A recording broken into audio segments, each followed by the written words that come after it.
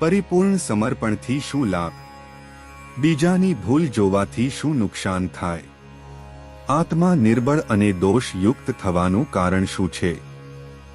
પ્રશ્નોના જવાબ માટે સાંભળો સાગર કથા 22 નવેમ્બર 2021 અમૃત બિંદુ. વક્તા પરમ પૂજ્ય સદગુરુ શ્રી રામકૃષ્ણદાસજી સ્વામી. શ્રી સ્વામિનારાયણ સંસ્કારધામ ગુરુકુળ ધ્રાંગધ્રા. સંબંધ હોય ત્યાં ભૂલ જોઈ શકાય છે, પરંતુ સમર્પણ હોય ત્યાં ભૂલ ક્યારેય દેખાતી નથી. ઘણી વખત જોવાયેલી ભૂલ અને બંધાઈ ગયેલી ગ્રંથિ આ સતત માણસને એના દોષ અવગુણ નબળાઈ એનું ચિંતન કરાવ્યા કરે છે, અને એના કારણે આત્મા નિર્બળ થઈ જાય છે, દોષે યુક્ત થઈ જાય છે, અને બુદ્ધિ શાપિત થાય છે. શાપિત થયેલી બુદ્ધિ સારું નરસું, કલ્યાણકારી અકલ્યાણકારી એ કશું જ વિચારી નથી શકતી. જ્યાં સ્વાર્થ કે અપેક્ષા હોય તેને સંબંધ કહેવાય, જ્યાં કેવળ ને કેવળ સમાઈ જવાની ભાવના હોય તેને સમર્પણ કહેવાય.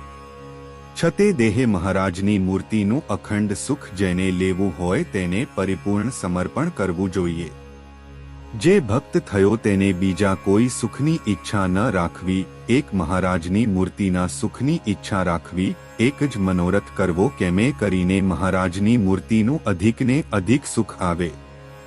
સમર્પણમાં પ્રશંસા, ખુશામતી વખાણ કે બિરદાવલીની કોઈ પણ ક્યારે ઈચ્છા નથી હોતી, સંકલ્પ સુધા નથી થતો, અને એથી આગળ સમર્પણની સમજણ એ છે કે પોતાથી નિમ્ન કક્ષાના હોય એનું જ્યારે સન્માન થતું હોય તોય પાછું એનું દિલ એટલું બધું ખુશ થતું હોય, એટલું બધું રાજી થતું હોય ત્યારે એ સર્વશ્રેષ્ઠ સમજણ છે.